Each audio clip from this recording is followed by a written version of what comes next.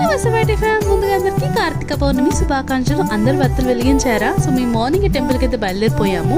ఇక నెక్స్ట్ ఒక ప్లేస్ అయితే చూసుకొని అక్కడ కూర్చున్నాం అన్నమాట. చక్కగా మాకు తులసి కొట్ట ముందే ప్లేస్ అయితే దొరికింది. నెక్స్ట్ ఇక్కడ వాష్ చేసేసి పసుపుతోటి రాసేసి చక్కగా ముగ్గైతే పెడుతున్నారనమాట అత్తయ్య అయితే. ఇక నెక్స్ట్ ఇక ఫ్లవర్స్ అన్ని కూడా పెట్టేసి చిప్పలు పెట్టి వాటిలో వత్తులు పెట్టేసి నెయ్యితోటి బాగా తడిపి ఆయిల్ కూడా వేసేసి ఇక వత్తులు అయితే వెలిగించేసామన్నమాట, నేను అత్తయ్య కలిసేసి.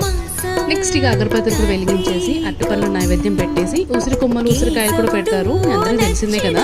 ఇక అగరబత్తులు కూడా వెలిగించేసి కొబ్బరికాయ అయితే కొట్టేసామన్నమాట.